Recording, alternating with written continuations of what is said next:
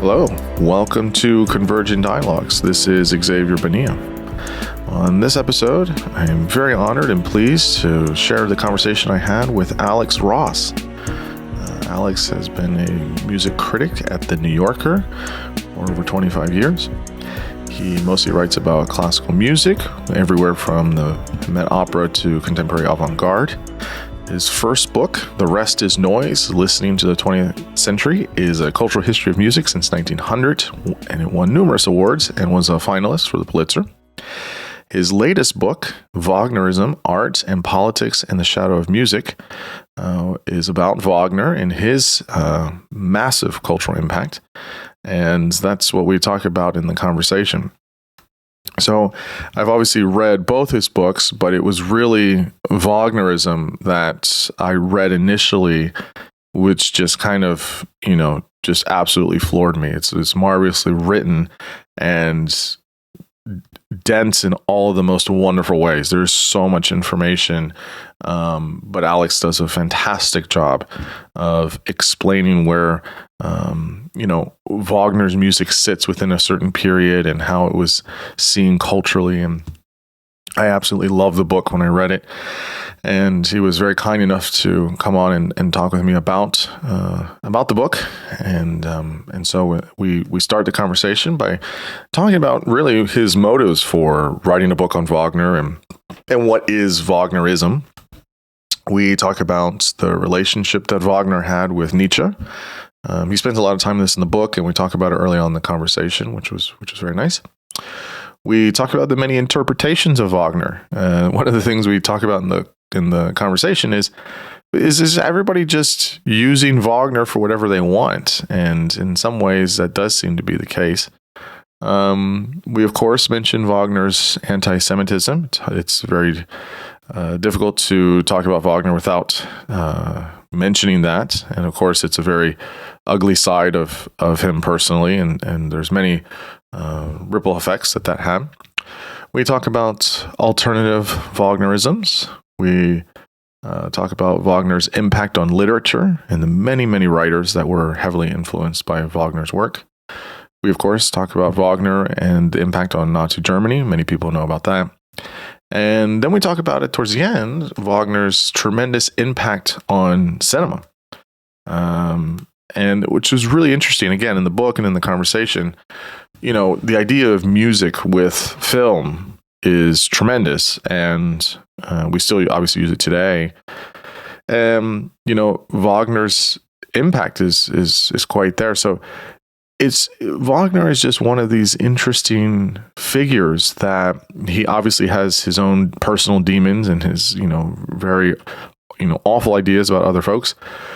But in terms of his music and his work, his influence is tremendous. It's in, our films, it's in our television shows, even currently today. It's obviously impacted in music.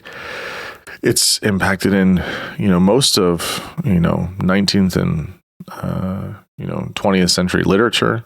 So he's been at the time and shortly after and still ongoing a monumental figure and important to study and to analyze. And Alex has just done an absolutely masterful job of doing that in his book. And I greatly enjoyed this conversation. I was so rewarded by the conversation and very, very happy that we had it.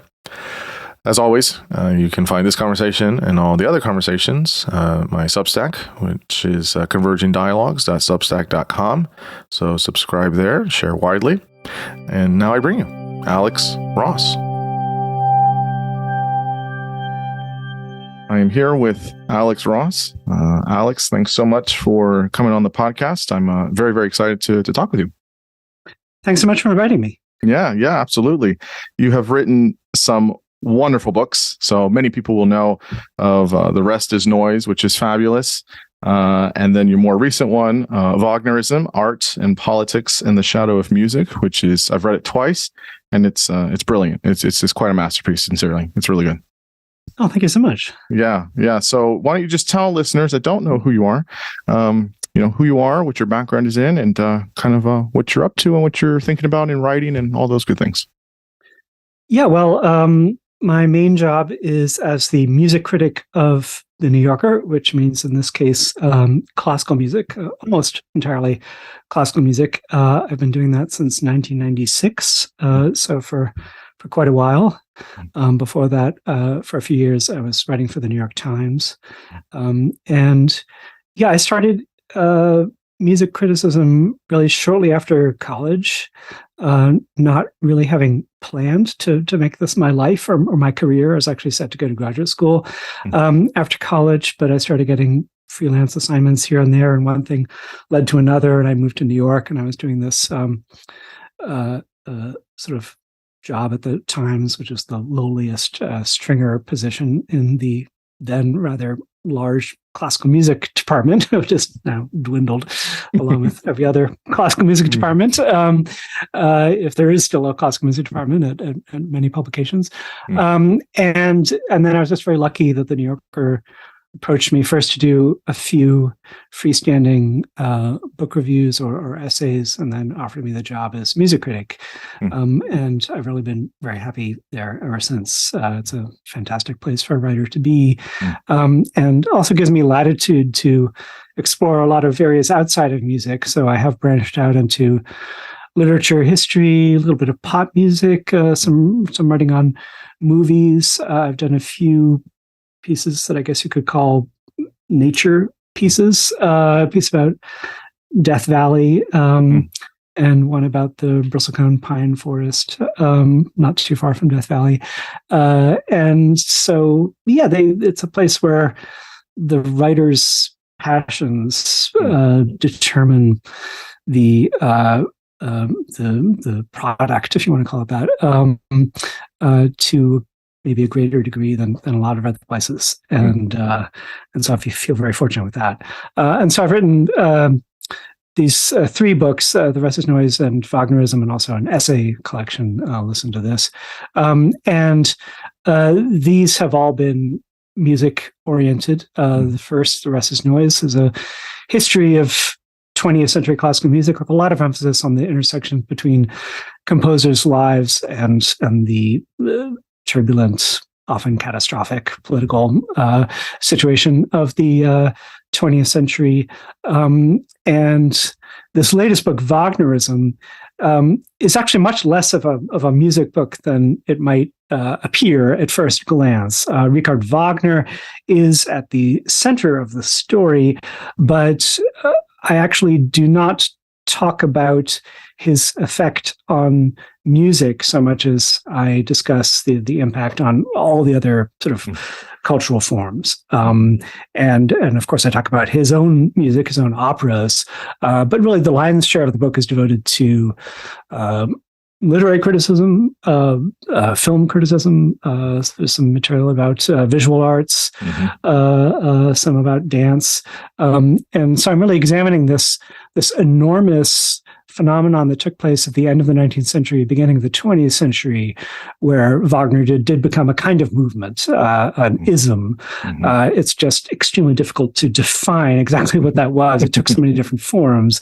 But just as an episode of cultural history, I thought it was just enormously interesting. And it really allowed me to explore so much of the cultural landscape that sort of attracts me most.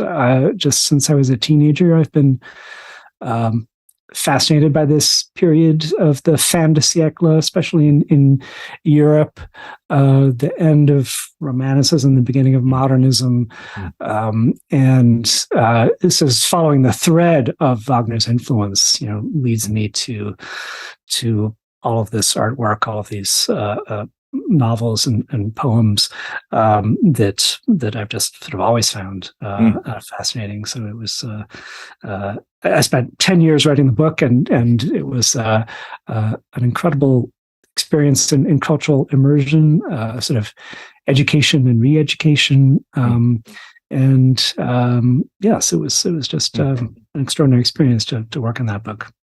Yeah, I mean, obviously shows. I mean, the book is extremely well written, and walking away from it, I remember the first time I read it, I was kind of blown away just by how much you cover, how well written it is. It's really dense in the best ways possible. In some parts, I was like, wow, there's a lot of rich data here. And then rereading it, to prepare for our conversation, a lot of things hit me in different ways. And so you can definitely tell how much work you put into it. And it's been, it's a really good piece of work that you've written. You talk about it, I think, in the beginning and the end. I can't remember. But I guess, what is it about Wagner himself, and then obviously his impact, of course, that really interests you? I mean, obviously he's problematic in some ways, which we'll talk about. But what was it that was so interesting for you about Wagner? I mean, obviously he's a genius in some ways, if you want to use that word. It's overly used. But, his impact is tremendous. But why him? What was it about him and his music and his operas and his impact that was so interesting for you, and then enough to spend a decade of your life writing about it? Yeah. Well, actually, I grew up listening to classical music. I was just a complete music nerd as a kid, and played piano, and I played the oboe in my school orchestra, and was very interested at a certain point in becoming a composer, sort of trying to become a composer, and never really got anywhere with that. But I certainly tried, and I sort of got to know the innards, the kind of conceptual difficulty of writing music, which is mentally a very arduous task, because you sort of, you're making these notations on paper, but unlike a novelist, you can sort of look at a page of what they've written and assess it before moving forward. A composer can have an idea, a sort of sonic idea of how this is going to sound, but it's really only in practice that you find out whether it works or not. So it's this sort of exercise in projection and imagination and sort of speculation. And I just enormously admire those people who do make a living of it. And not that many people actually can make a living at it. They often have to teach and do other things on the side. But it's what I grew up with. And so Wagner actually was not the kind of music that I was initially attracted to. I loved sort of 18th, 19th century pure classical repertoire, the sort of from Bach to Haydn and Mozart, and Beethoven, Schubert, Brahms, Mahler. It was kind of the sort of end point at first for me before I got into the 20th century. And I didn't really listen to Wagner. I tried a couple of times and found his music baffling and sort of faintly nauseating, I would say, was sort of my initial impression. I remember checking out LPs of Lohengrin from the public library when I was, 10 or 12 years old, and just feeling a little seasick. This music that's sort of endlessly evolving from one thing to another without ever actually kind of really being anywhere to begin with. And you're not being given discrete themes. The first theme, the second theme, it's all kind of floating. It's this sort of miasma. And I just didn't like that. I found it unappealing. And so sort of put Wagner to the side. And then later, I would say when I was in college, I started coming back to Wagner, but from a fairly specific viewpoint. It was really much more from the viewpoint of Wagner as this problem of cultural history and of political history as well. Wagner in the fin de siècle and his effect on German politics, his antisemitism, his influence on Hitler and Nazi ideology, and so I was really not so much listening to the music as assessing this crisis that sort of followed in Wagner's wake. But at the same time, I was delving into the music and actually beginning to understand it better. And actually, once I'd really gotten to understand 20th century music and all its forms and all its sort of chaotic explorations and avant-garde explosions, I began to realize how much was owed to Wagner, who really was the great avant-garde composer of the 19th century, how much flowed from Wagner, and sort of learning how to listen to this music in a different way. But above all, it was the experience of encountering Wagner's operas in the opera house that made the difference for me, because I realized how extraordinary Wagner was, not simply as a composer, but as a dramatist, as a maker of these intensely complex and psychological dramas that are kind of clothed in myth. At first glances, Wagner's writing stories about, dragons and magic rings and swords and the Holy Grail and this, that, and the other thing, and it's all a little bit kind of fantasy culture. In fact, modern fantasy culture owes a great deal to Wagner. But this is really all a kind of facade, and behind this sort of mythic facade, Wagner is talking about modern life, modern psychology, modern issues of capitalism and power, and they're all allegories. They're all allegories of modern life. And so I began understanding that. I began realizing how extraordinary he was as just a creator of characters, incredibly complex characters. Wagner is really not about good and evil and heroes and villains. So many of his characters are in some kind of space in between, and so I sort of got to appreciate that as well. And it was just as I began writing music criticism, I was encountering Wagner and being almost kind of forced to contend with him and to sort of reevaluate my initial opinion of him. And so it's been this sort of ongoing journey. I just feel as though my opinion of him is always evolving and changing. In terms of why did this one figure have such a dramatic effect? And it really is singular. There really is no one else in musical history who had this kind of impact. And it's not a question of Wagner being greater than anyone else in terms of sort of pure musical genius. I think he was very influential in musical terms, but so were all these other people. So was Monteverdi and Bach and Beethoven and Stravinsky and Meredith Monk, and he's just one in a long line of innovative musical figures. But when you look outside of music, then you see something that just had never really happened before and hasn't really happened since, I think.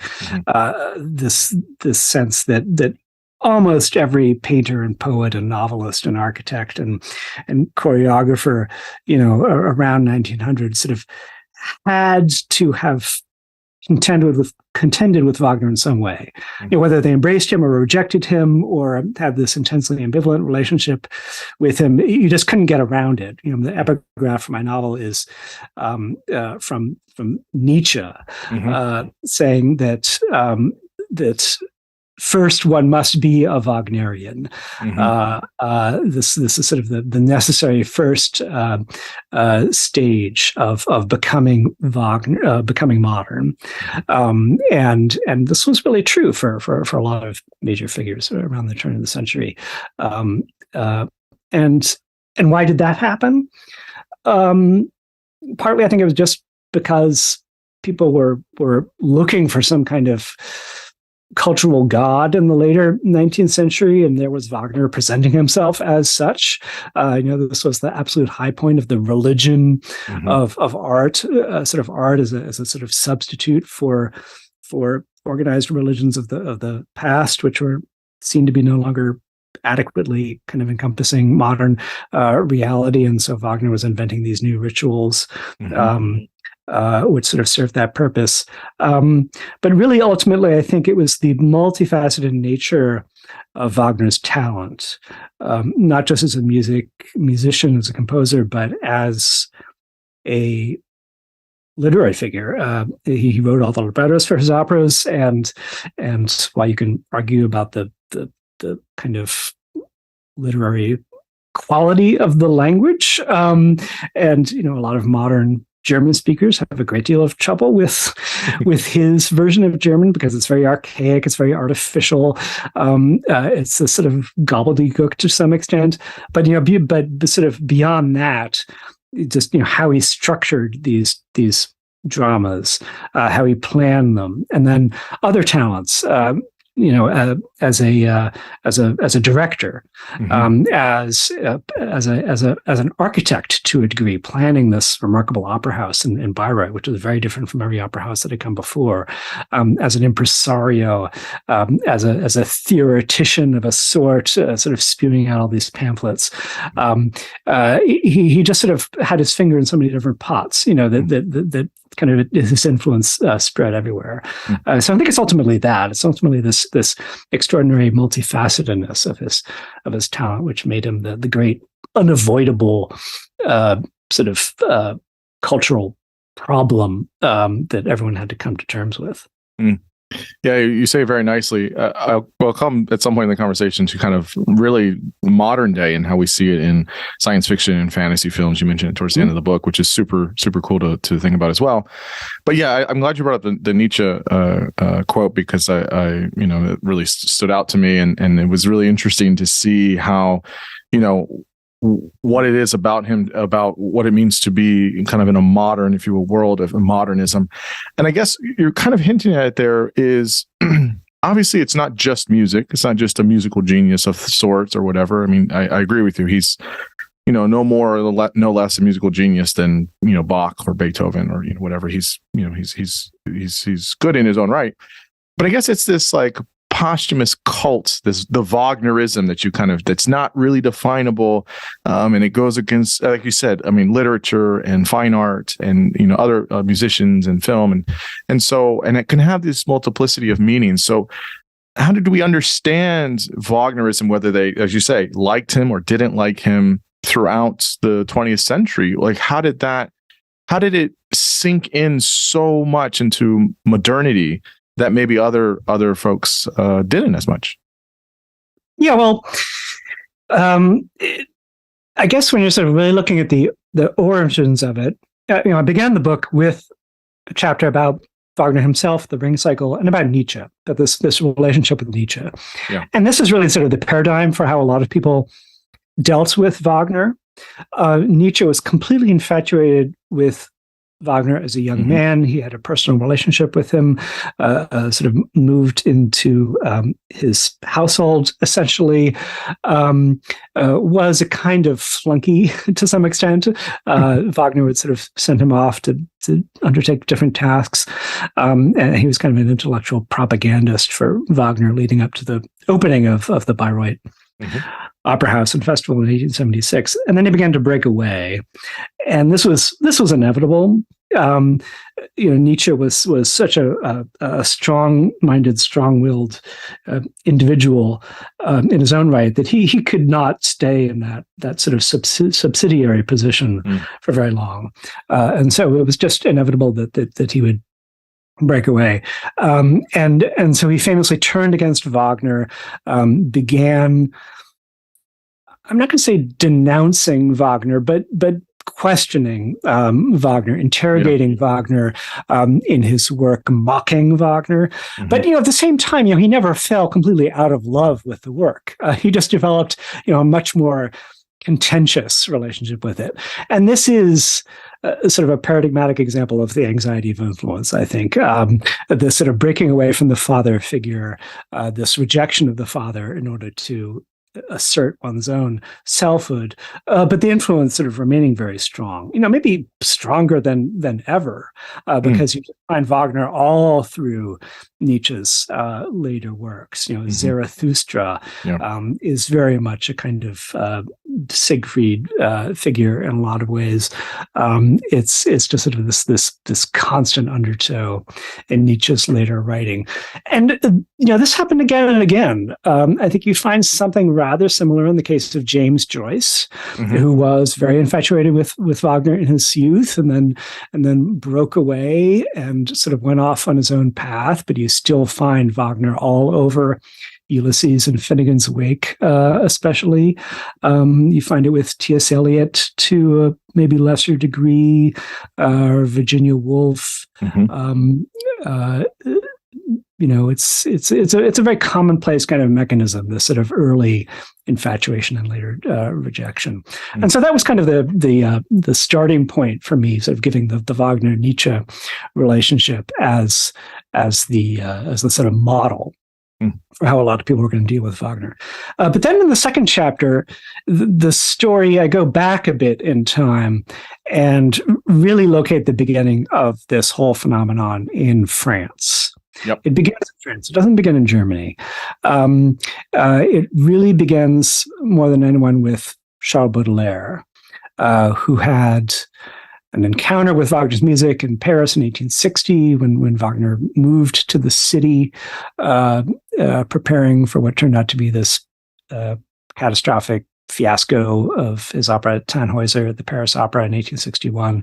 But Baudelaire was completely overwhelmed by Wagner and wrote this monumental, rhapsodic, eccentric, extraordinary essay, Richard Wagner and Tannhäuser in Paris, extolling Wagner as really a version of his own obsessions, as a figure who is sort of dwelling in obscure, dark regions, and the sort of the unconscious and the dream world is welling up, and there's sort of intimations of the satanic and the demonic, and he basically hears himself in Wagner, sort of sees his own preoccupations mirrored in Wagner's work. This is also a dynamic that we see over and over again in the annals of Wagnerism.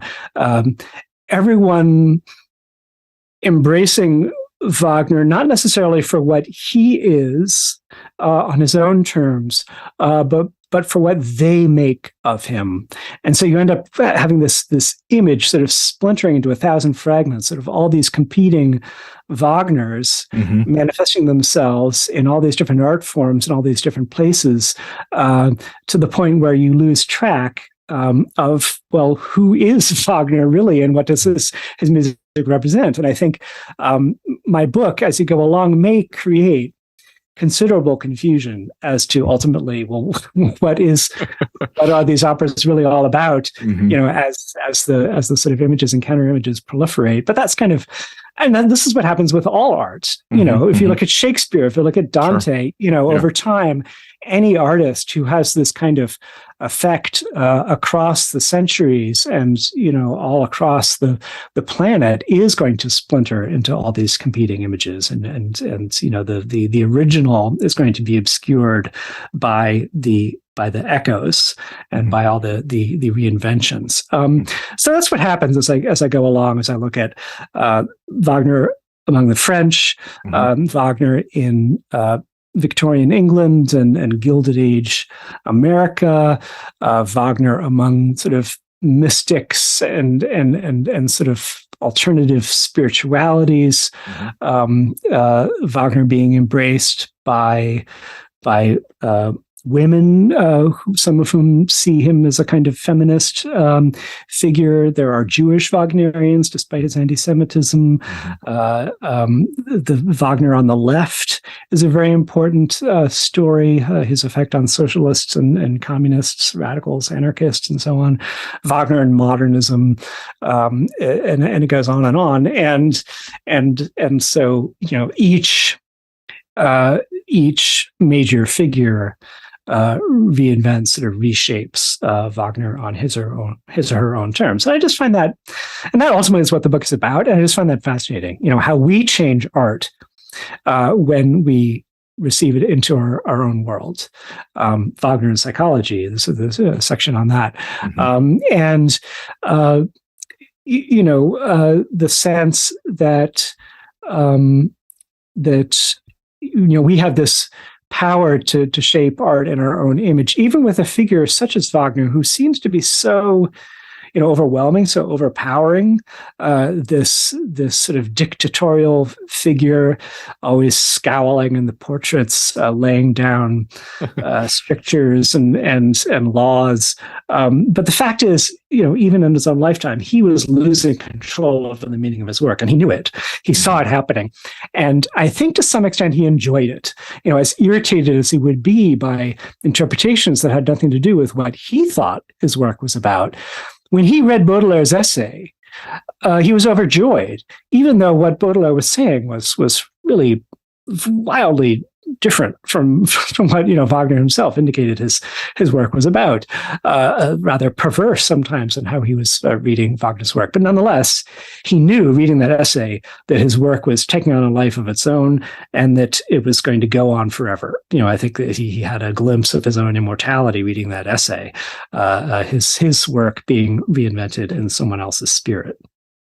Yeah, so you're pulling out a bunch of things here that I was curious about. It did also feel that way when I was reading the book, was that, well, everyone's just kind of using him and his operas and his music and his work for their own agenda almost, right? Mm-hmm. As you just laid out, there's the kind of, for the left, and obviously we understand what it was for the Nazis and what it was for France and what it was for literature and what it was for various artists. And like everyone's kind of using whatever they want it to be.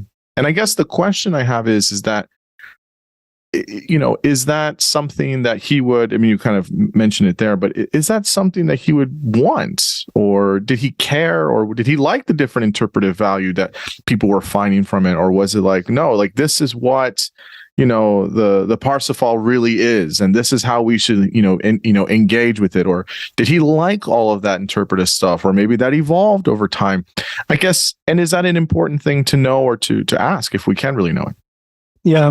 Well, of course, ultimately, it doesn't matter whether he liked it or not. The work belongs to us. Right. It's ours now, but and given his bigotry and prejudice and racism and just often just very eccentric, weird, upsetting ideas about all kinds of things. Mm-hmm. I think we're sort of perfectly happy that the work has sort of detached itself from his sphere. Sure. And is being sort of adapted into ours. But nonetheless, it's an interesting question. I think Wagner, only lived to sort of see the beginning stages of it. Mm-hmm. And so he didn't really know the scope of what was going to happen in terms of all these competing interpretations. Ultimately, I would say, as much as Wagner was obsessed by this idea of weighing in on every topic under the sun and being a polymath and a pseudo-philosopher, ultimately, in the end, he was a man who was putting on shows. He was a man of the theater, and sort of ultimately what he cared about the most was obviously writing the text and composing the music to the degree that he thought the work was successful on its own terms, and then staging it, and finding the best way to stage it. And that latter aspect of it was something he really struggled with. He didn't really ultimately know how to put these things on stage. And when he saw the first production of The Ring and the first production of Parsifal, he was deeply unhappy in a lot of ways. It did not live up to this kind of dream world that he had in his head. And, there was just rather clunky kind of costumes and props and stage designs, and he obviously wanted something beyond that. One of the most interesting aspects of the story is actually Wagner's effect on stage design, which ultimately leads I think into his effect on film, because people by the end of the 19th century were going to see the operas in Bayreuth and being intensely unhappy with this disparity between the revolutionary, visionary, otherworldly, sort of dreamlike, symbolist kind of qualities that they felt and heard in the scores, and what they were seeing on stage, which was just a lot of 19th century theatrical clutter.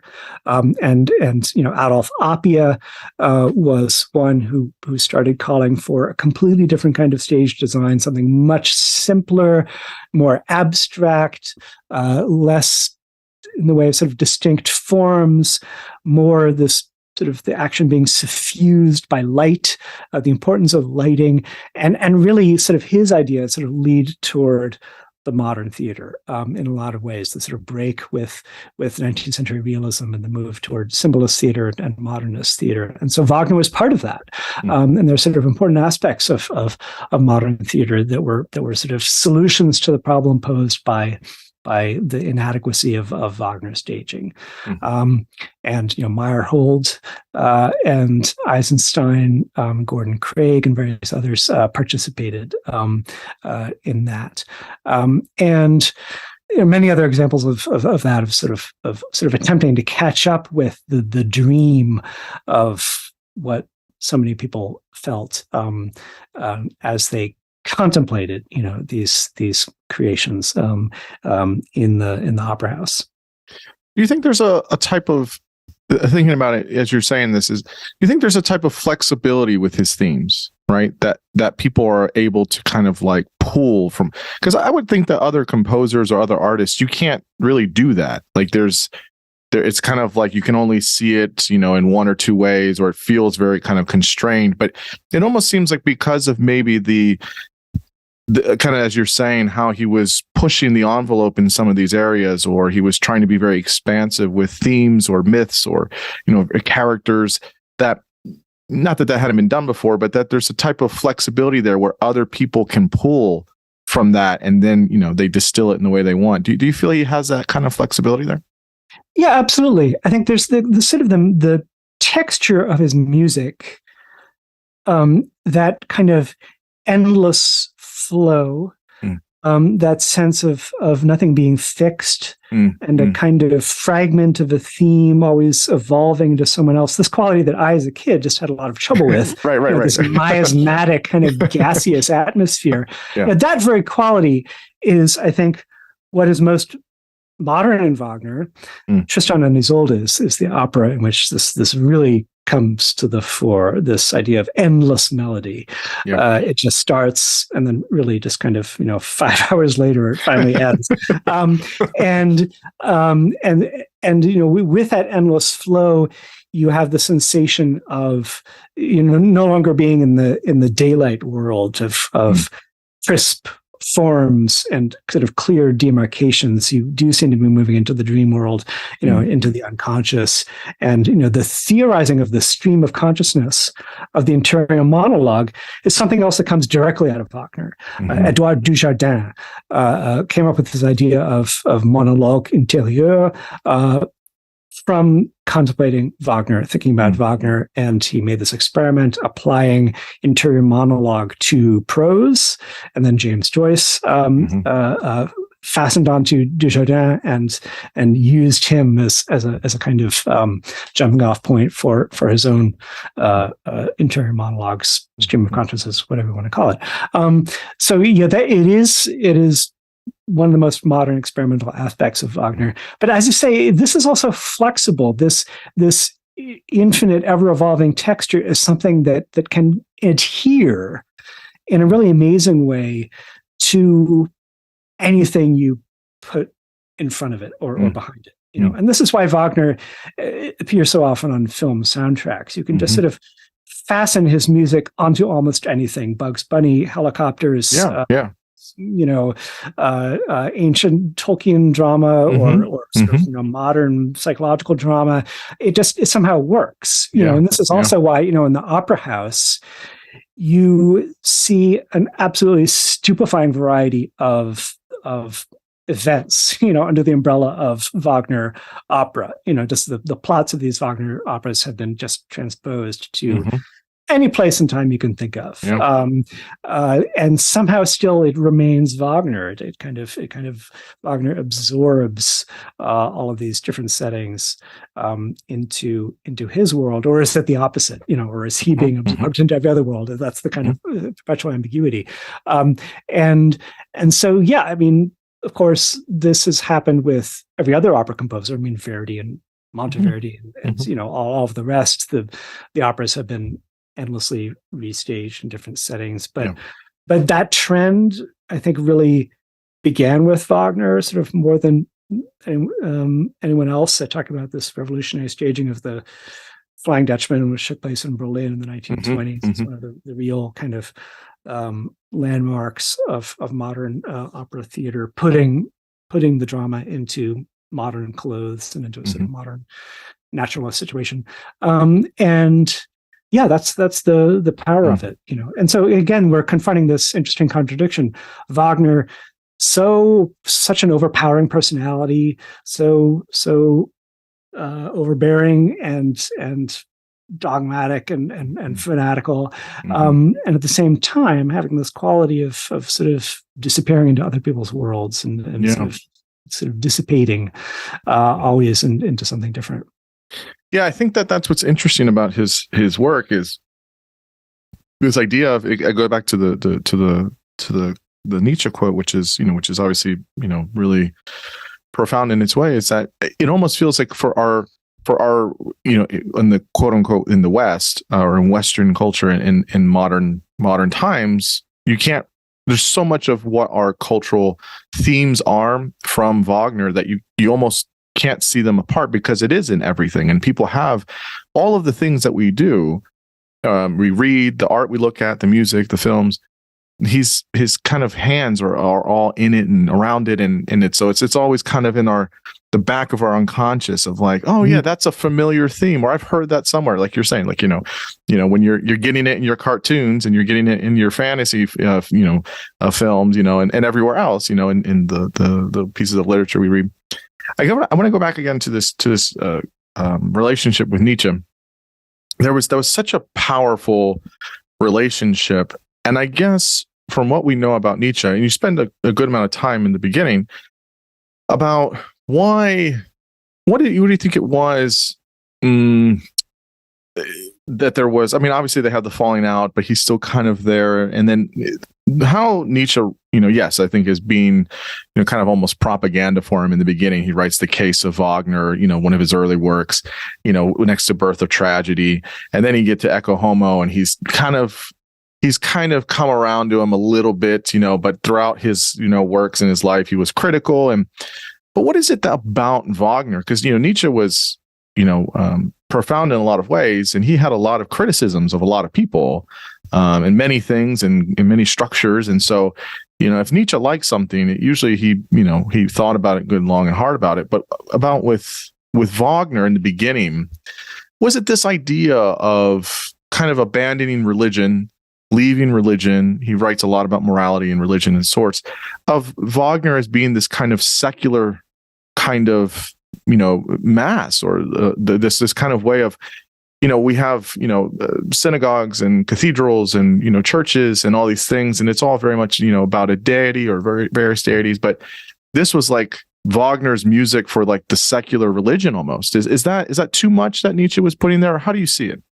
It's something like that. Yeah. I mean, it was, I think it comes down to myth, so Nietzsche perceived in Wagner this extraordinary contemporary revitalization of these old myths. And they're being sort of supercharged with this new experimental musical style, and also this kind of rich psychological framework, the way he would take a character like Wotan, the king of the gods, and turn him into this fascinating portrait of a sort of bourgeois, kind of aristocratic figure in decline, sort of coping with sort of a new world forming around him, sort of struggling to retain his power and to master this new technology of the ring for his own ends. Sort of all of that, and I think for Nietzsche, he felt that there was this great new pagan energy, the Dionysian sort of rising up in Wagner. He loved the character of Siegfried, the unruly, violent boy who breaks all the rules and sort of, forges ahead and forges his sword. Siegfried was very appealing for a lot of, especially men, I think, of this period, sort of young men who identified with him. This kind of cult of power, really. I mean, there's just sort of there's this enormous sense of power in the music. Just Nietzsche was one of a million young people, again, sort of more often men than women, although there were a lot of female Wagnerians as well, who just felt this sort of this surge of power in the music. I think the same way young people go to movies today and sort of see these superhero stories and sort of feel this kind of this sort of unrealized kind of power within themselves, a dream of sort of future power being activated. And all these scenes, I sort of go through literature and find all these scenes of a sort of young person daydreaming as they listen to Wagner about their own future. It takes a sort of surprisingly kind of broad variety of forms. Character in W.E.B. Du Bois' story, young black man, sort of has this dream of sort of his future, listening to Lohengrin. Jewish characters having a similar kind of experience, women, and so that was very commonplace. And I think that's sort of at the heart of it for Nietzsche, And then he turns around and says, well, this is, the later Nietzsche says, but this is foolish and juvenile, and you're just sort of feeding into people's empty daydreams, and it's all sort of nonsense, but at the same time, he would say, we'll disregard all of that. Sort of Wagner, the maker of big noises and sort of heroic set pieces and the gods marching into Valhalla and all this, what he said was, that's not what Wagner is really valuable for. And this is the later Nietzsche saying this, not the earlier one. Actually, Wagner is at his best as a miniaturist, as a maker of these small, intimate moments, these transitional passages where you sort of have this glimpse of some kind of mood that's sort of very nuanced and very elusive, and then it disappears. And so he's celebrating that aspect of Wagner, and he's absolutely right about that. I mean, that is an extraordinary sort of quality that Wagner has, but ultimately what I say about this Nietzsche-Wagner relationship is that in embracing Siegfried, in embracing this kind of pagan, Dionysian, kind of unruly masculine energy, especially in the character of Siegfried, Nietzsche overlooks one of the most important, possibly the most important aspect of this entire construction of Wagner's, which is showing the limitations of precisely that kind of mentality, the self-destructiveness of the lust for power, the limitations of masculinity itself.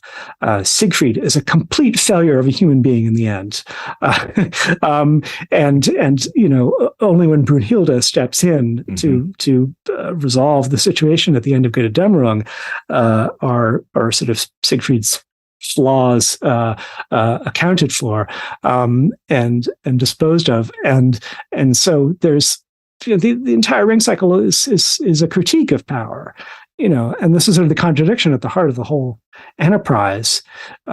This artist who could command such powerful energies in his work, the Riot of the Valkyries, these sort of immense kind of just overwhelming musical visual spectacles, was at the same time trying to sort of critique all of that and to show the value of compassion in Parsifal, and sort of letting go of power in the character of Wotan. And does he ultimately pull this off? In the end, sort of trying to have it both ways. I think you can answer not quite, because no one has ever really been able to kind of bring these works to life in a way that sort of does justice, to both of those ends. And one or the other always kind of seems to sort of take charge. And toward the end of the book, I talk about Apocalypse Now. And there's a huge contradiction in Apocalypse Now, which is also basically the contradiction of Wagner. That famous scene of the helicopters is really supposed to be a critique of military force, right?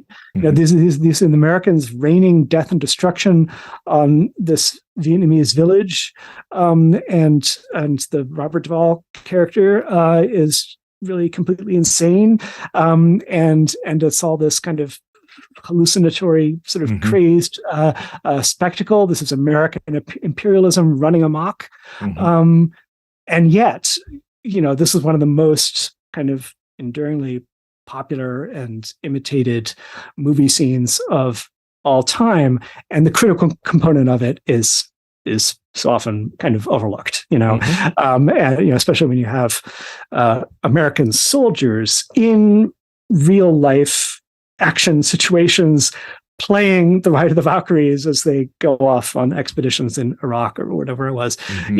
The critique is sort of getting sort of lost in the shuffle, and you could say that same thing about Wagner himself. The intended critique of power falls short because the materials are just so powerful on their own that they sort of fall short of the intended goal. I don't know. It's certainly, for me, it's an open question. Yeah. But isn't that some of the beauty of it, right? And maybe this is why Nietzsche liked him, and even though he had critiques, he still had some ways of complimenting him or whatever. Is that isn't good art, if you will? It was a good in quotes, but is where there's contradictions there. It's juxtapositions. It's not fully resolved. It's not all spelled out for you. You have to use your own phenomenological acceptance or trying to understand and piece it together. And as whether it's the Valkyrie or how it is, that kind of meta thing with Apocalypse Now, isn't that the point? No, it's to say, absolutely, yeah, here you go, and see, it's all a mess. And I mean, there's some organization to it, but they don't fit nicely, and that's maybe this kind of idea of what it means to be human in a world that's complicated and also isn't that way. Is that somewhere kind of the intention, maybe? Absolutely. Now, whether or not that was his actual intention, that certainly was the result. Sure. That this artwork is still with us because it is problematic, because it is complicated and ambiguous and sort of unresolved and contradictory. We're not still listening to Wagner in spite of all those things, because he's a pure, wonderful, sublime genius. We're listening to him precisely because he confronts us with the incredibly problematic nature of what it means to be human. And just like it or not, I think this is just a kind of stumbling block that so many people have with Wagner. They reject him because they don't really want to look at, sort of confront this side of humanity. They want to experience art as an escape from all that's kind of dark and complex about humanity. And that's actually that's not false or invalid. And very often I myself put on a piece of music because I want to escape into another sphere. But when you think about the fact that Wagner is a theater composer, he is a maker of theatrical entertainments, and those entertainments sort of, I think, get us very, very deep into the complexity of what it means to be human. I think that is essential, and that is why we keep going back to this work, same way we keep going back to Shakespeare, really. And I do think there is a side of Wagner which is there's an aspect of this work which is comparable to Shakespeare. There is a universality there, this kind of infinite malleability, flexibility, as you said. Yeah. But, this is the big but with Wagner.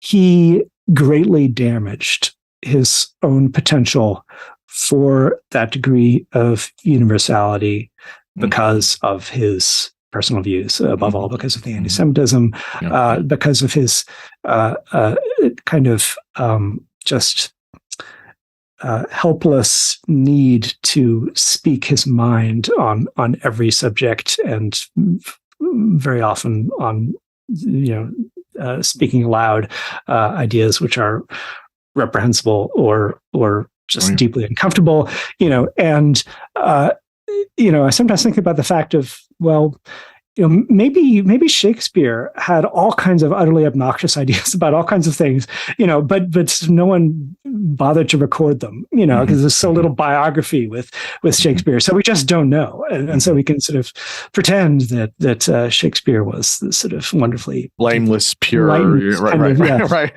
It's just the opposite problem with Wagner. There's far too much information. His second wife, Cosima, recording almost just every utterance in her diaries. In later years, all the other letters and the pamphlets that he wrote, we just know far too much about what Wagner was thinking, and so that undermines his potential for that universality. And I think it is ultimately a tragedy that he damaged his own work because of his inability simply to stay quiet, simply to shut up. It just is this kind of graphomania, this sort of verbal diarrhea, if you will. It does considerable damage to the work itself. Well, that's what I wanted to ask about is so obviously many people will know, and I think this is what makes there's like an easy. I mean, you talk about in the book, but this is what I think makes an easy connective point between his anti-Semitism and then the Nazi Party, which we'll get to in a minute. But just, I mean, what was it about? Was it just a personal thing? I mean, where did his like anti-Semitism arise from? And he spoke so strongly in the worst ways about Jewish folks. But yeah, he wasn't approving of all anti-Semites. You mentioned that. And so kind of his thinking there. And then, as you mentioned, there were some Jewish folks that really loved Wagner and loved his music, and that maybe they could separate that art from the artist. So maybe just talk about that a little bit. Yeah. Well, it was very commonplace in the mid-19th century to be anti-Semitic, and actually particularly on the left, because when Wagner left Germany in 1849, he was a political exile, and he had participated in the revolutionary uprising in Dresden in 1849, and the economic critique of so many leftists of that period was infected by anti-Semitism, and you can find a version of it in Marx himself, much less lethal form of it, but nonetheless, this notion of Jews as symbols of capitalism, which of course has not gone away. This strain of anti-Semitism is very much still with us, and yes, so there you have sort of some of the root of it, but there's a deeper psychological kind of impetus with Wagner, which has to do, I think, with some of his personal relationships with Jews. There were two composers, Mendelssohn and Meyerbeer, who were the primary targets of his anti-Semitism in this 1850 pamphlet, Judaism in Music. And both of these figures had been important to him when he was younger. Meyerbeer had been personally very helpful to him in getting his opera Rienzi staged. Meyerbeer was a generous man, and unfortunately, Wagner is one of those people that you don't want to do favors for necessarily, because it creates a psychological complex of dependence in them, which is intolerable and leads to this sort of horrendous backlash, And so he started lashing out at Meyerbeer expressly because Meyerbeer had been generous to him. Aspect of that, so the personal psychological dimension. And then something deeper. I mean, I do think there was this profound mania in him on the question of Jews, which you can't quite explain away with sort of environmental, sort of biographical notions. And ultimately, it's a bit of a mystery. It was just so relentless with him, the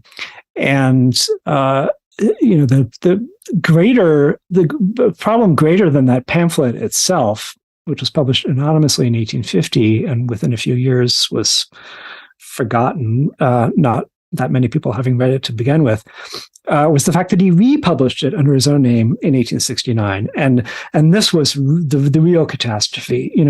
If he had not done that, if he had just sort of let it be, I think the question of anti-Semitism in Wagner would be much less severe, but the fact that he republished it and kind of linked it to his works of that period when he was really coming into his own as sort of the great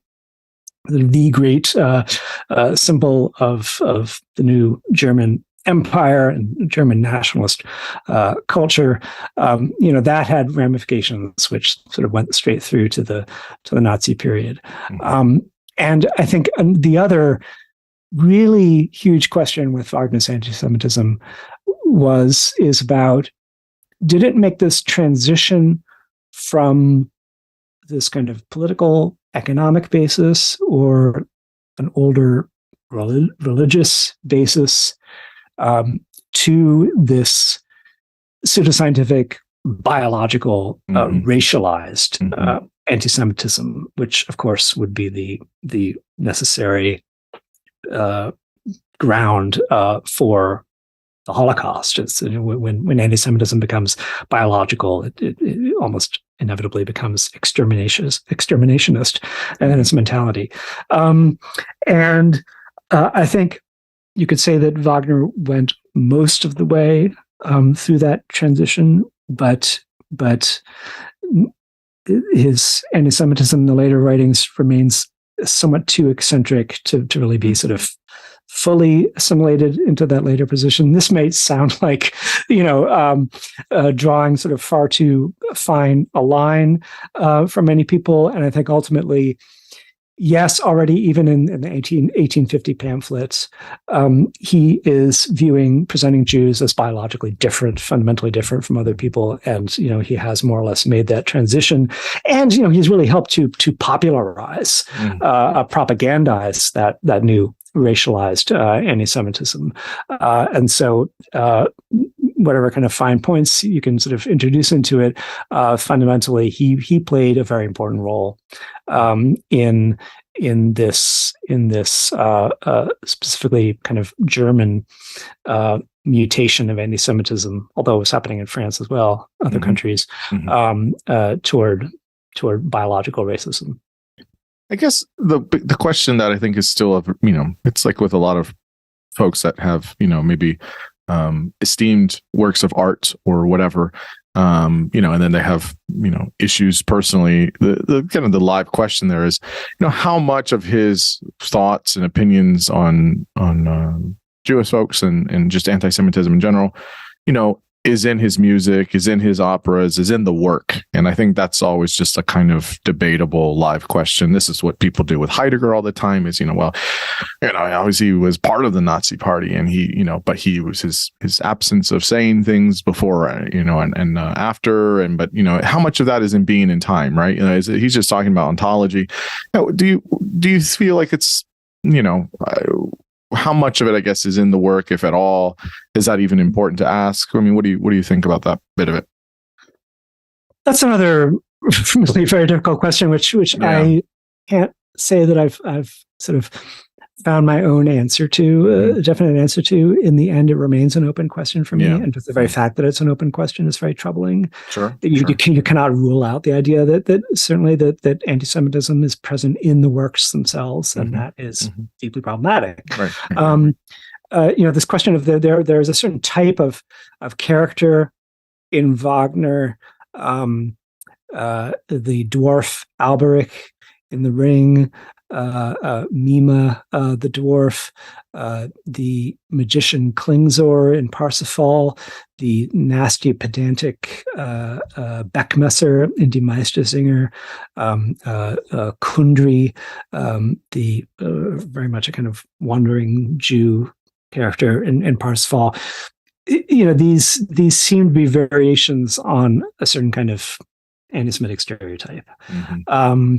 Just the way they're written, the way the vocal line is written, the male voices tend to be sort of pushed a little too high in their range, so that the vocal quality suffers a kind of restless motion in the music, and so Theodor Adorno was one of the first to introduce this idea that these are all stereotypes of Jews, and a great deal has been written on that subject since. The difficulty is that Wagner himself never spelled that out, nor did it really become a sort of focus of conversation during his lifetime or for many decades thereafter, straight through the Nazi period. It was simply not a major topic for many people when they were sort of debating Wagner, and people were always just violently debating Wagner. But the question of, are there anti-Semitic stereotypes in the works themselves? This is really something that surfaced after the Second World War. Now, that doesn't mean that it didn't exist previously in some kind of subconscious way, sort of shaping people's attitudes. But on the surface, you do find mentions of it, but it's not very common. And that creates a tricky situation. What is actually going on here? Are these operas kind of silently or sort of subtly popularizing anti-Semitic attitudes without sort of being explicit about it? Was this sort of Wagner's secret master plan? That actually I reject. I don't think that Wagner was not someone who kept his thoughts to himself, as we know. And so if this had been on any level his intention, we would know about it. Was this an unconscious intention of his? It's very hazy. It's very difficult to sort of come to a sort of clear answer to, but it's there. It's absolutely there, and it's being confronted by stagings now, I think, in a often constructive, interesting way, where sort of these stereotypes are made explicit. Once this idea has been introduced in our minds, we can never forget it. We can never see Meistersinger again without thinking of Beckmesser as a potentially Jewish character, and so it's there. It should be talked about. I just resist a kind of any really dogmatic sort of judgment on one side or on the other. I reject this idea that it absolutely does not exist in the operas, and I also reject the idea that it is unambiguously, absolutely, incontestably there. The truth for me is somewhere in between. I definitely agree with what you're saying. So just real quick here, you mentioned the work that Du Bois was found Wagner very influential, and he was very interested in his pieces. Obviously, there's some of the interactions that Wagner had with women, whether he was misogynist or he was, he had these ideas, but how he captured them in his operas. How do we, when we look at other kind of groups of people that have, where maybe whether it's just Jewish folks or Black folks or for women, where he didn't have maybe the best or in some cases atrocious views of these particular groups of individuals, but people are still finding, either they didn't know or they didn't care, or was they were just looking at the work? Or how do we understand how different folks from different groups were finding Wagner still and his work very influential and important? Yeah, well, this is a really interesting part of the story for me. What I call, at a certain point, alternative Wagnerisms. And so this idea that outsider groups or oppressed groups are taking hold of Wagner and seeing in him, in his work, symbols of their own struggle. And now, sort of at first glance, this is going to seem bizarre that you have Jewish Wagnerians, Black Wagnerians, gay Wagnerians, feminist Wagnerians. But, from one point of view, why not? I think that there can be this attitude of sort of, appropriating this sort of seemingly hostile work, to one's own ends. It might seem that the sort of healthiest thing to do is just not to listen to it at all. But the attitude was more, let's make this our own. Let's sort of reinvent this on our own terms. But the fact is, actually, when you go back and you look at someone like Du Bois, he didn't really see any great contradiction in what he was doing. He was very aware of Wagner's anti-Semitism. But when it came to, Wagner as an anti-Black racist, there was not a lot of evidence of such a tendency in him. And you can go through the writings, you can find him saying insulting things about Black people. You can also find him saying surprisingly positive or sympathetic things. Some passages in Cosma's diaries to that effect. Ultimately, it just was not a major preoccupation of his. And so Du Bois felt relatively free to sort of listen to the operas and find echoes of his own experience, sort of identifying with so many characters in Wagner who are outsiders, wanderers, exiles. This is a recurring obsession of his, and it's a very autobiographical obsession because he was himself spent so much of his life as a wanderer, as an exile, and sort of even at the height of his power, felt himself to be an outsider. He was a little bit of a freak. Just his personality. He was a very short man. He was garrulous. He was restless. He was always sort of kind of assuming different personalities and voices. He was not a kind of sturdy, taciturn image of German masculinity in any sense.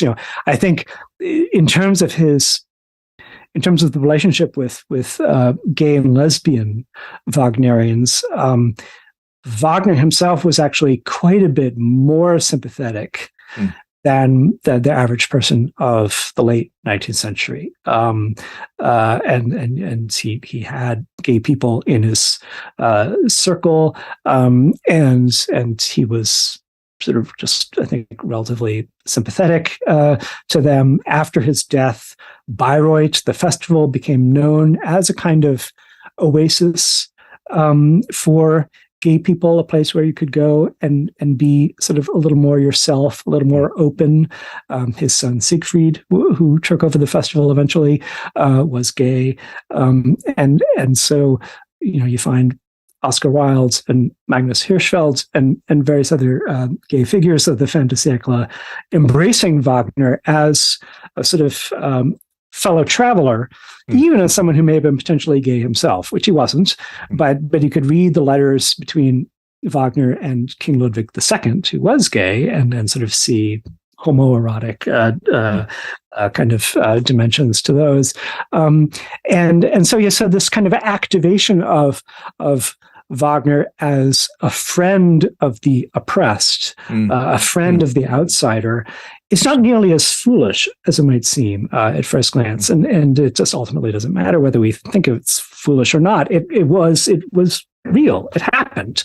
Wagner meant a great deal to all of these people of various backgrounds.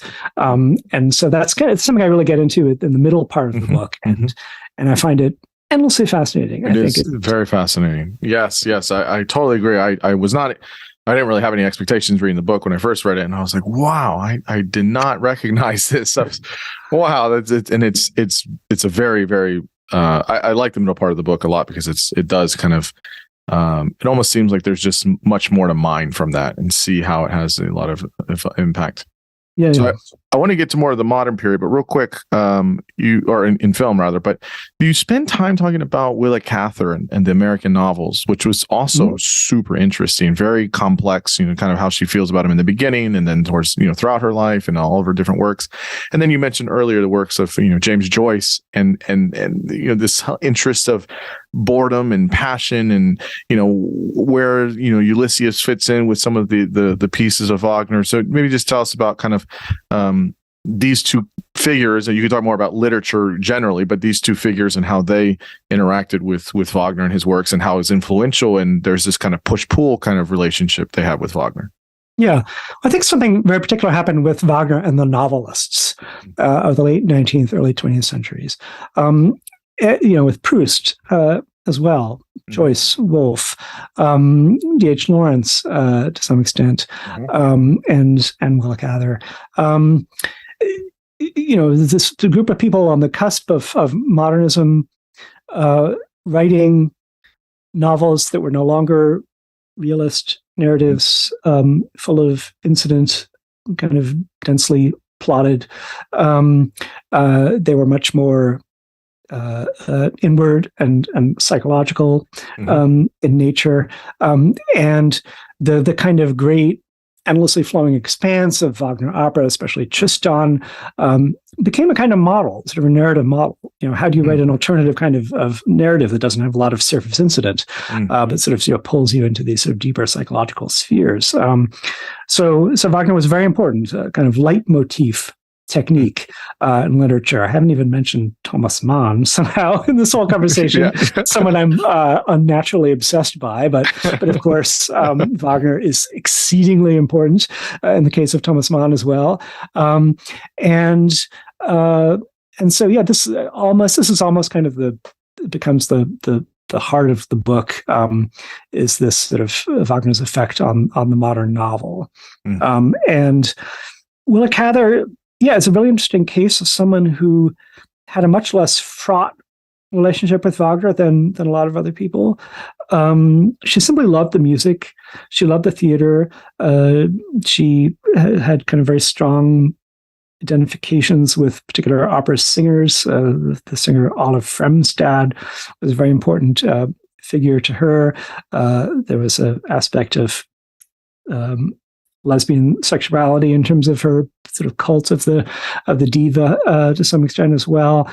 But she just kind of imported Wagner to her great wide open Nebraska landscape, and just kind of made him, sort of used him as a model for her own modern mythic narratives in a way that just turned out to be surprisingly natural and organic and kind of unproblematic. I mean, she had, I think, she wasn't a blind fan of Wagner, but it's much less tempestuous than you find with some of the other figures in terms of the early infatuation and the later rejection. She just kind of loved the music and sort of used it to her own ends. And so it's this really kind of surprising and successful, spectacular transplantation of Wagner into sort of a completely different world and landscape. Whereas with Joyce, with the other modernist novelists, there's a great deal of tension. I think with Joyce especially, Joyce, I think, somewhat consciously looked at what Wagner had done. So taking the old myths and investing them with modern psychology and sort of modern political themes. And he sort of more or less said to himself, well, I'm going to do that in my own way. I'm going to turn it upside down. So I'm going to sort of present in Ulysses a completely modern story, a day in the life of these two men in Dublin, and there'll be this mythic apparatus kind of behind it, sort of coming into view and then sort of overshadowing it. There's also an aspect of in terms of making his novel ultimately the story of a Jewish hero, kind of a very kind of low-key kind of hero, mellow hero, but a sort of hero nonetheless. There is an inversion. There is perhaps an implicit critique of Wagner's anti-Semitism as well. I can say that we have crisp, clear evidence that those were Joyce's intentions, but I don't think it's inappropriate to sort of speculate. I mean, he was such a combative kind of figure who just sort of saw his relationship with so many of kind of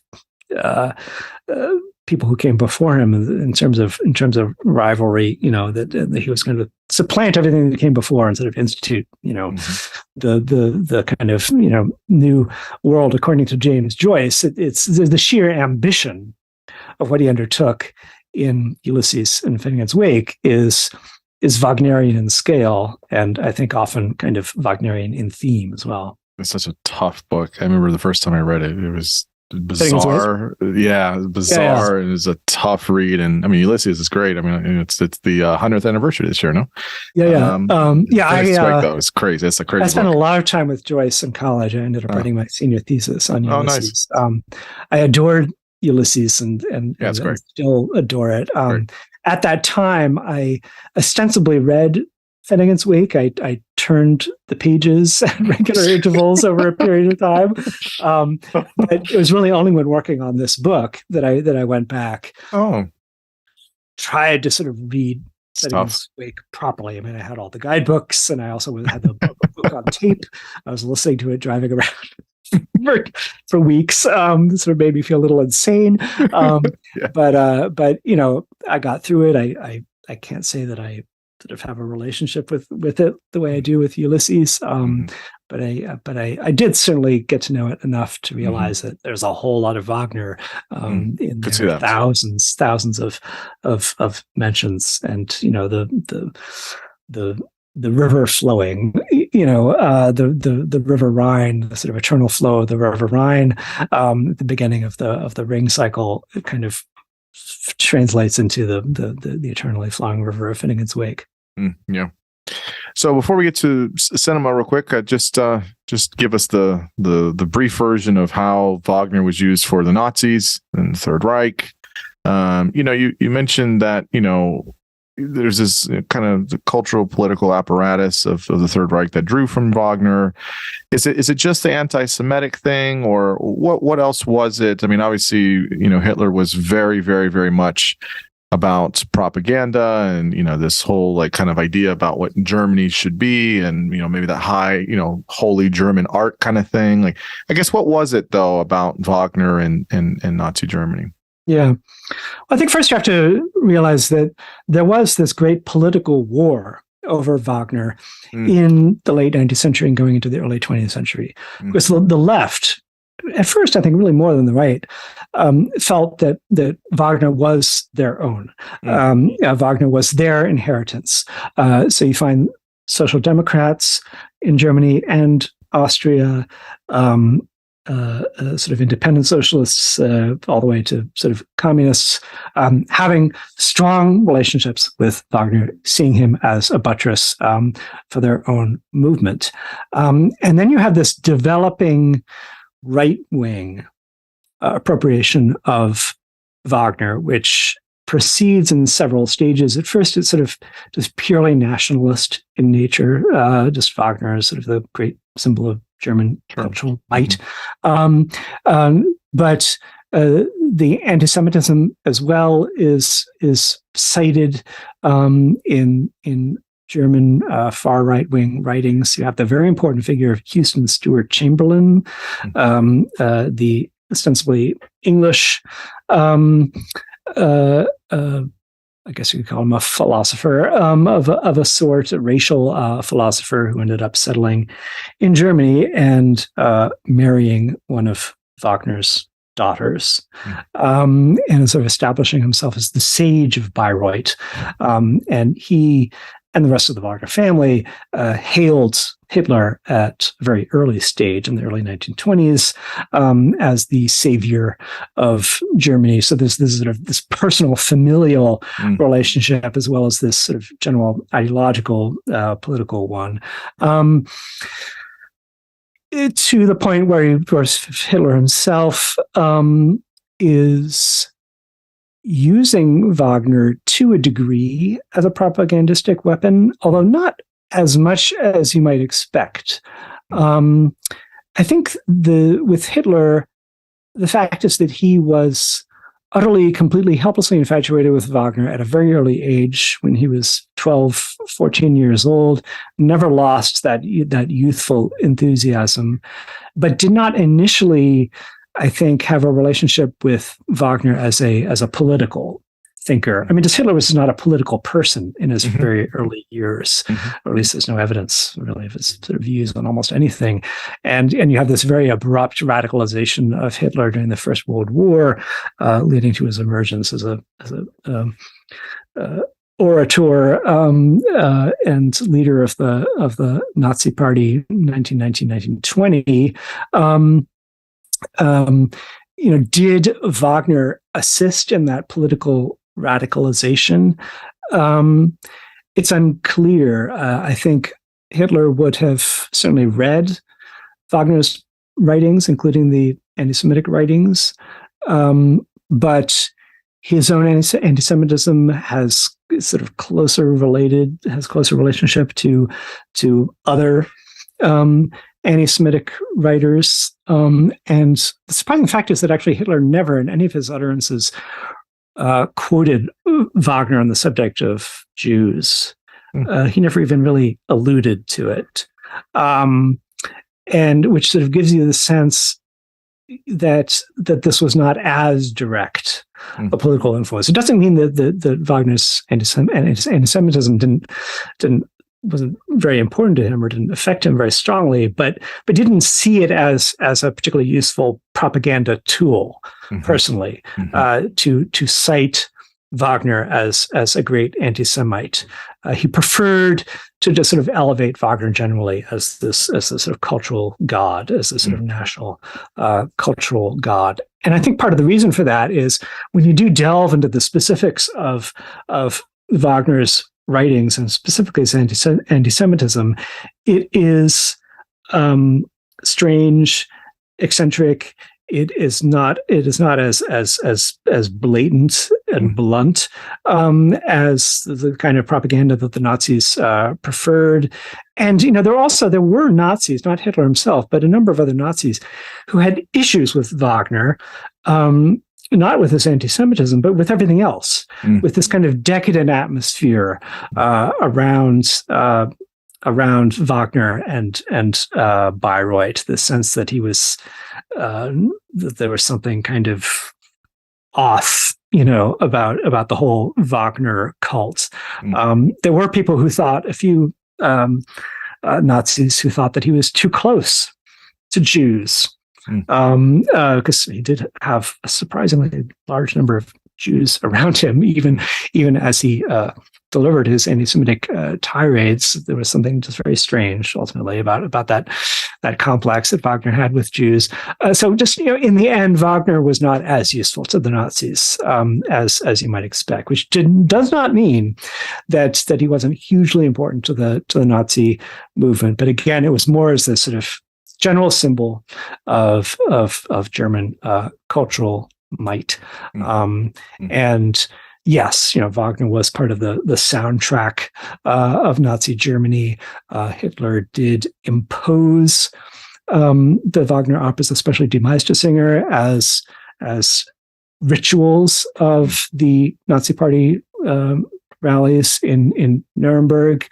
You heard bits and pieces of the music on the radio, on newsreels. So Wagner was around. He was just part of the musical fabric of Nazi Germany to a degree that this, obviously in itself, has created enormous issues for his post-war image, not least in the memories of those who suffered under Nazis, Jews, as well as others who have this kind of instinctive aversion to Wagner as the soundtrack of Nazism.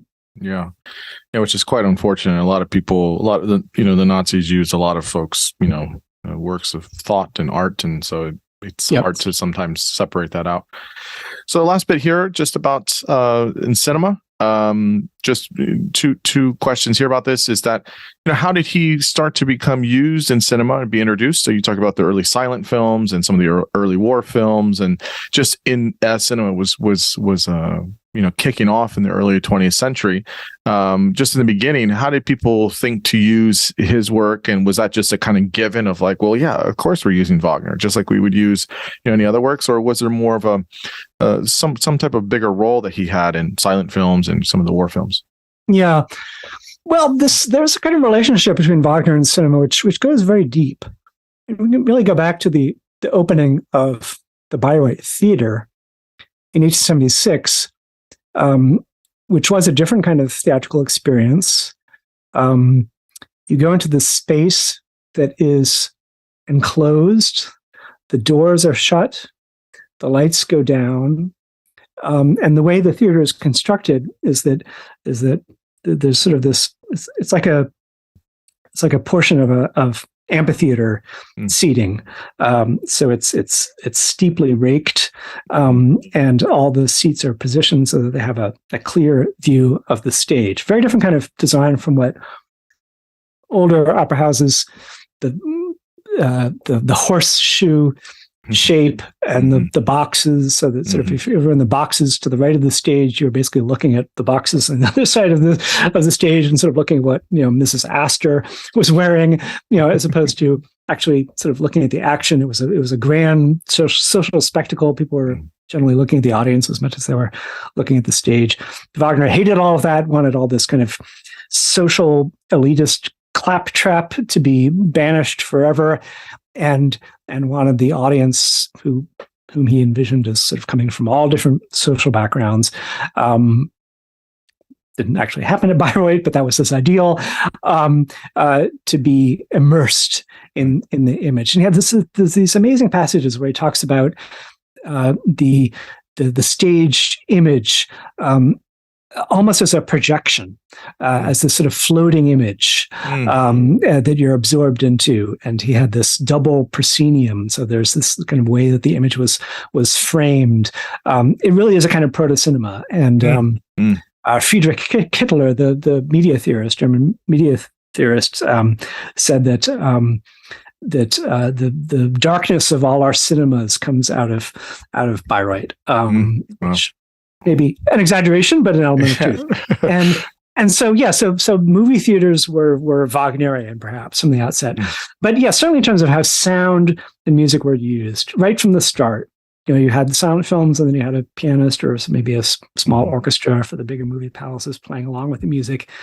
And people immediately started saying, well, Wagner is a good model for how you put together a film score. You need the kind of themes attached to different characters to help the audience kind of identify them. You need to set the mood.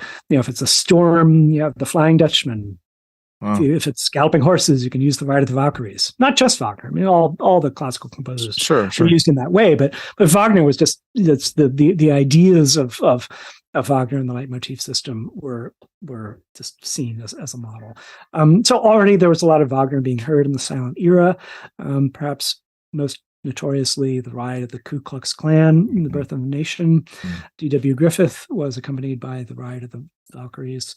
And then when the sound era begins, film music draws very heavily on Wagner. Max Steiner and Erich Wolfgang Korngold, so many of the great Golden Age Hollywood composers, not only kind of used Wagnerian methods, but they just emerged from a Wagnerian musical world. They came out of post-Wagner, they came out of Richard Strauss, and so it's just an intensely Wagnerian atmosphere.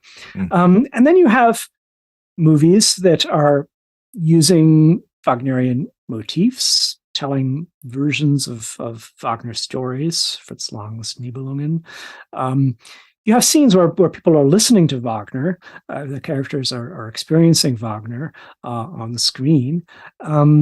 And then when you get to the Second World War, you have Nazis listening to Wagner, which becomes a very, very popular kind of identifying tag and continues to be right to this day. The kind of officious, sneering Nazi colonel, who has the Liebestod from Tristan on the turntable. It's just a shortcut. It's a stereotype and proved to be sort of very useful in that way.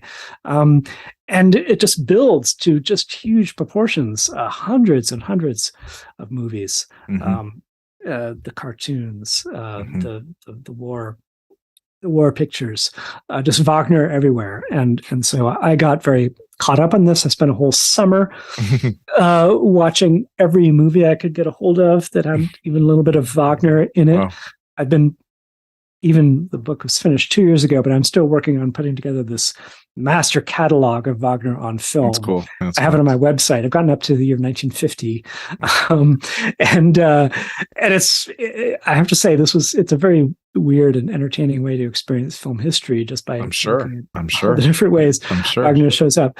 But there's a couple of sort of major kind of motifs to this. One is the kind of identification of sort of Nazism and Wagner. The other is this relationship with fantasy culture.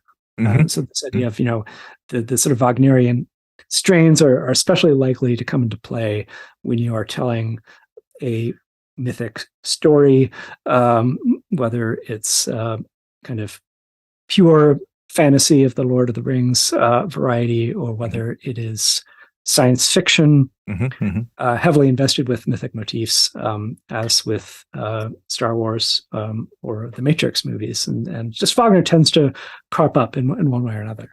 Is that because, I was going to ask more modernly, but is that because in science fiction and fantasy, because it's so like not necessarily like a one-to-one, but it's just such an easy move to make of like, there's a lot of mythology, a lot of the myth in Wagner, and then we're actually doing kind of our modern day myths, if you will. So like, right, Lord of the Rings, obviously, I mean, I have to imagine John Williams is inspired by Wagner or uses some of his themes. Of course, he's great in his own right, but there's you mentioned in the book Terry Malick, who I love. I think he's a great artist. I mean, obviously Werner Herzog is amazing as well. You mentioned there was one thing I was going to ask about this, just as a small example. Did you see people gave Ridley Scott a lot of grief about this, but he made the two prequels to Alien, which I loved. It's basically an atheist kind of mythology of humans, essentially, right? But like you have Prometheus, which was the first one, but in the second one, Alien Covenant, Prometheus I like a little bit more, but I think Alien Covenant's really got some really interesting philosophy in there. But in the beginning scene, the android character played by Fassbender is with the creator or whatever, and he tells him, he says, play something for me, and he's on a piano. And he says, okay. And so he plays, it's Going Down to Valhalla by Wagner. And he tells him, play Wagner for me. And it's such if you understand the film and you understand what it is about, like, humans and like, all of the alien species and creation and all this stuff, like there's a lot of big themes. And obviously Ridley Scott is not an idiot. I mean, I'm sure that was very intentional and all these things, but there's like, actually it comes up in the movie. So when you get from 1950 to 2000, whatever that came out, that's another one to add to the collection. But I guess in more modern times, how do we see motifs or themes, in science fiction or fantasy, or even more, in kind of like the Terry Malick, which is it was also, inspired by a lot of German philosophy, where it's more abstract and ethereal. And how do we just use Wagner, I guess, in modern films, at the moment? Yeah.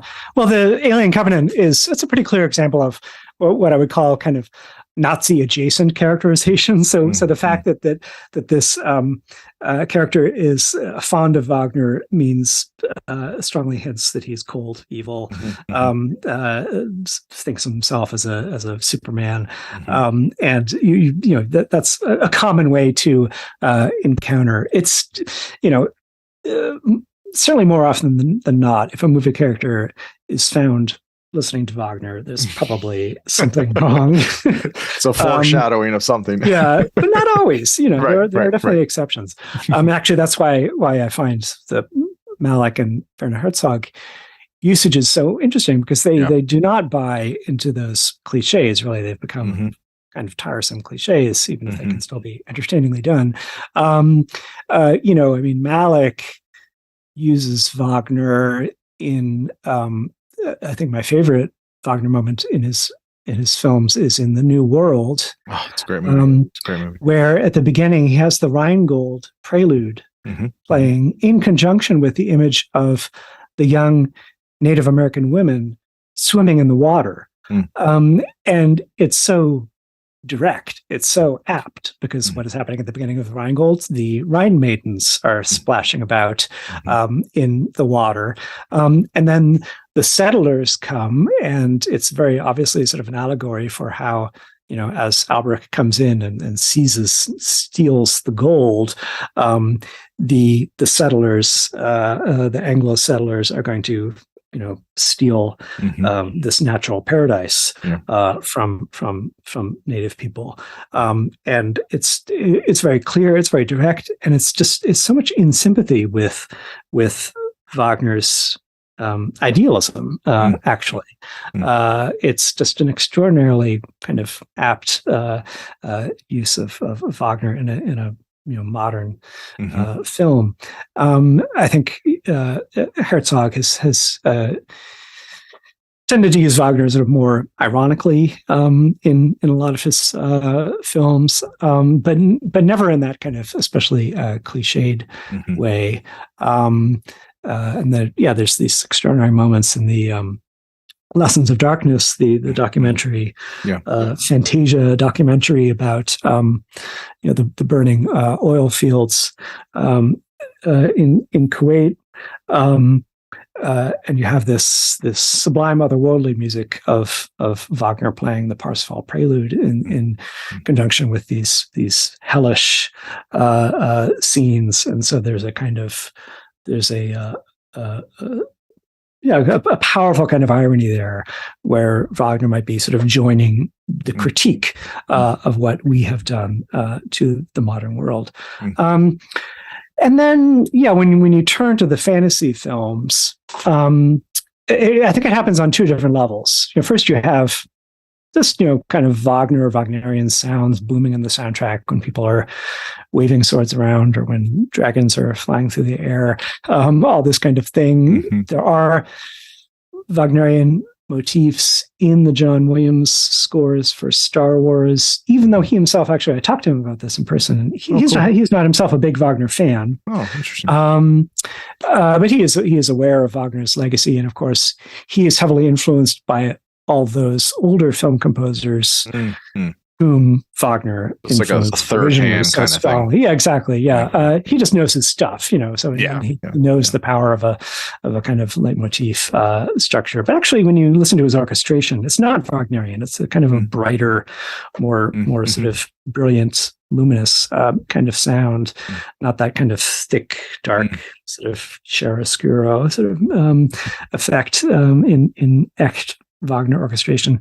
But the other level, you know, is in terms of the mythic motifs. You know, the character of the young man who has these sort of great heroic capacities within himself, but he's not aware of them yet. You know, he's going to discover them. Luke Skywalker, it's a Siegfried kind of character. It's a Parsifal kind of character. You know, that doesn't mean that, of course, that Star Wars is directly borrowing on Wagner, because that is a type that you find all through kind of, you know, mythic stories of all cultures, deep back in time. Wagner didn't invent it, but he did popularize or repopularize and propagate those kinds of narratives, and sort of kind of gave them a modern sheen in his operas in a way that I think just you just find it's not so much a question of influence; it's a question of relationship, of kinship. Yeah. Sort of repetition of a certain kind of motif, and you see it in Wagner, and then you see it in Star Wars, and it's all part of a lineage, And so it doesn't need to be just about kind of George Lucas is copying Wagner. No, it's about these. It just tells us something about the modern world. I think that we keep retelling these mythic stories, and I think it can sort of give us pause for thought, especially when we look at superhero culture. Yep. Good versus evil. The idea of a particular kind of person with superpowers who is genetically superior to other people. It's a side to it which is sort of harmless and kind of just inspiring, and everyone can be a superhero, But then I think it can politically have a troubling effect when it starts to kind of meld with American myths of cultural superiority and in our own sort of sense of ourselves as sort of national superheroes, and that's Apocalypse Now is I think very much sort of working with that, or trying to work with it with different degrees of success, and so I think it's interesting for me to compare the Ring cycle with some of the modern superhero stories, and notice the fact that Wagner is much less definite about what is good and what is evil. Yeah. Wagner is actually asking a lot more questions, or sort of leaving a lot more questions unanswered. And that doesn't mean that his work was subsequently distorted and turned into just kind of straight mythic propaganda in the Nazi era, but the work itself, it just sort of it questions those kinds of narratives as much as it sort of popularizes them and propagates them. And so I find that mechanism really interesting. You can just stage Wagner in a way that just sort of tears all that down, tears all that mythology to pieces, and that may have been his ultimate aim with the Ring cycle. It's I think it was Alain Badiou, the philosopher, who said that Wagner was ultimately out to destroy all the mythologies. Debatable, but certainly a proposition worth entertaining. Yeah. Well, Alex, you have been so generous with your time, and I'm really grateful for that. I mean, I could talk to you for so many hours continuously. It's all so stimulating. I really, really enjoy it. The book is called Wagnerism, Art and Politics in the Shadow of Music. It's out everywhere. It's, again, like I said, a masterpiece. It's fantastic. I really, really enjoyed it when I read it, and everyone should pick it up. Where can people find you? Where are the best places to find you, either online or, to find your writing and your work? Where are all those good places? Well, I have a blog, an ancient blog called therestisnoise.com, where actually I have a lot of materials relating to all my books, but including Wagnerism. I have guides to the operas and sort of companion videos and images to the chapters, and that crazy list of Wagner movies that I mentioned, a little compilation of bad Wagner poetry from the turn of the century, a few other fun things like that. And then my archive of my writing for the New Yorker can be found on the magazine's website. And I'll just sort of keep on scribbling away. I am always looking forward to what you are writing, and I think it's great. Again, Alex, I can't say enough thanks for you for coming on and talking with me about this. I really found it such a delight, and I really, really appreciate it. Of course, my pleasure. This was a wonderful conversation. I really enjoyed it. Absolutely. Thank you.